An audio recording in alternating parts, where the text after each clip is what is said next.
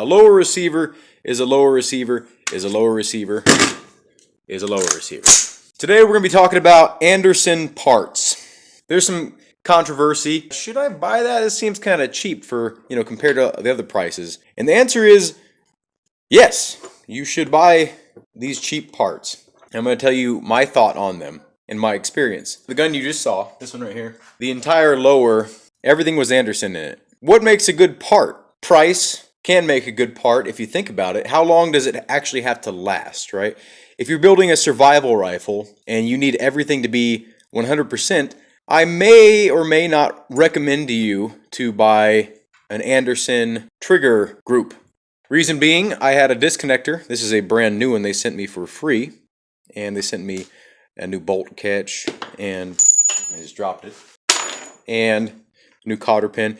They have great customer service, and we'll go over that in a little bit here. But the disconnector that was originally in the gun, which had seen maybe 2,000 to 3,000 rounds, this little notch right here actually snapped off, and it might have been due to a bad heat treat. I don't know. They just sent me a brand new one. I said I had some problems, and they fixed it, right?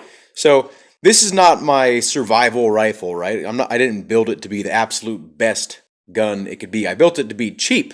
So I can't expect these parts to last as long as maybe the competitors that have, this super huge proven track record, and it's like $400 for the trigger.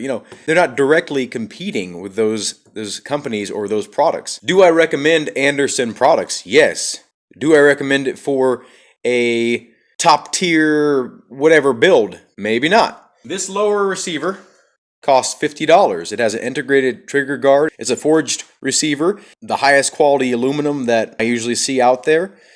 Forged receivers are usually more durable than a milled receiver, like one that's just like from bar stock aluminum. This bolt carrier in here is an Anderson bolt carrier group. The bolt, the gas rings, everything in it is Anderson. A black nitride carrier and just one of their standard bolts. They make good stuff, and they make it for a good price. If you can't afford something more expensive, they make it to where you can afford this. And these are quality parts. I mean, this is all the wear I had on my trigger from thousands and thousands of rounds, right? Just that. This is all the wear that I had on my hammer.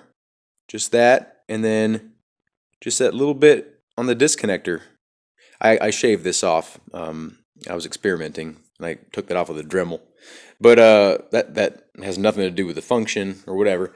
But that's all the damage, right? That's not even damage. It's like smooth. Again, it has to do with the price you pay for the performance you're expecting. Regardless of the manufacturer or how much it costs, you can have problems. There's no guarantee when you get like parts for anything. If you're going to be using them, you're going to see wear, you're going to get damage. Like, that's just stuff that comes with the territory. I mean, think about how violent that thing is going back and forth, like the bolt carrier. Like, things are going to break eventually. You just don't know when, and you don't know if you're going to be the person behind the gun when it happens, right? And you're doing your best to make sure that doesn't happen. But like I said, if you're just building a project gun, or you're building like a beater, or you're building a gun for plinking or whatever, why not use the absolute lowest price parts? That doesn't mean quality. That means this is a low price part that will work for what you need it to do, right? Like, doesn't need to be anything special. Anderson has great customer service. I literally sent him an email. I sent him a picture of the parts that broke, the disconnector. They literally just said, "What's your address?" They sent the parts the very next day. If you're building this for maybe home defense, or you're a police officer, I can understand wanting to spend a couple extra dollars, or a few extra dollars, or a couple $100 extra for like the top tier stuff. You want that peace of mind. What are you building it for? That's the main question you need to ask yourself. If you're building it as an investment, everyone knows when you invest a lot of money into something, it doesn't give you that money back, right? You have a Harley Davidson.